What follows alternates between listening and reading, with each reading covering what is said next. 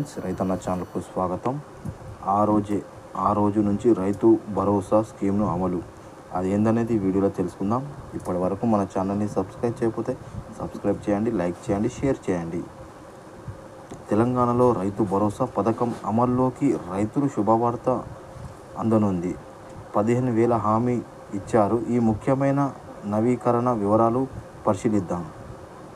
రైతు భరోసా పథకంతో పాటు ఎన్నికల ముందు ఇచ్చిన హామీలను నెరవేర్చేందుకు కాంగ్రెస్ నేతృత్వంలో తెలంగాణ ప్రభుత్వం పట్టుదలతో పనిచేస్తుంది. ఇప్పటికే మహిళలకు ఉచిత బస్సు రవాణా, రాజీవ్ ఆరోగ్యశ్రీ పథకం వంటి కార్యక్రమాలకు 10 లక్షల సబ్సిడీ, వంట గ్యాస్, 200 యూనిట్ల వరకు ఉచిత విద్యుత్ ప్రారంభించారు. లోక్సభ ఎన్నికల కోడ్ అమల్లో ఉన్నప్పటికీ రైతు భరోసా పథకం, పంటల బీమా, రుణమాఫీ సహా మిగిలిన హామీలను వేగవంతం చేసేందుకు ప్రయత్నాలు జరుగుతున్నాయి. రాబోయే వర్షాకాలానికి ముందే రైతు భరోసా పథకాన్ని ప్రారంభించాలని ప్రభుత్వం లక్ష్యంగా పెట్టుకుందని సార్వత్రిక ఎన్నికల కోడ్ ముగిసిన తర్వాత జూన్ మొదటి వారంలో రైతులకు ఆర్థిక సాయం పంపిణీ చేయాలని లక్ష్యంగా పెట్టుకున్నట్టు సమాచారం.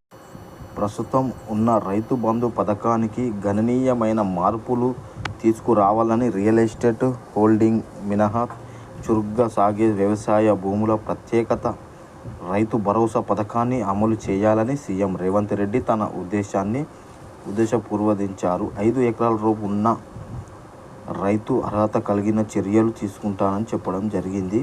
రైతుల బంధు కోసం ఉద్దేశించిన గతంలో నిలిచిపోయిన నిధులను శాసనసభ ఎన్నికల తర్వాత అన్నదాతలకు మళ్లించినట్లు నివేదించబడింది. జూన్లో రైతు భరోసా పథకాన్ని అధికారికంగా ప్రారంభించాలని కాంగ్రెస్ యోచిస్తుంది. రైతులకు ఎకరానికి 15,000 వ్యవసాయ సీజన్లో ఒకేసారి లేదా 2 విడతలుగా పంపిణీ చేసే విధానం పరిశీలనలో ఉంది. ఇంకా రైతు బంధు పథకంతో నమోదు చేసుకున్న రైతులకు రైతు భరోసా పథకం కింద స్వయంచాలక ప్రయోజనాలు పొందుతారు. ప్రత్యేక దరఖాస్తులు అనవసరాన్ని తొలగిస్తారు. ఈ క్రమబద్ధీకరించబడిన విధానం అవసరమైన బ్యూరోక్రాటిక్ అడ్డంకులను లేకుండా వ్యవసాయ సమాజానికి సకాలంలో మద్దతు అందించడం లక్ష్యంగా పెట్టుకుంది.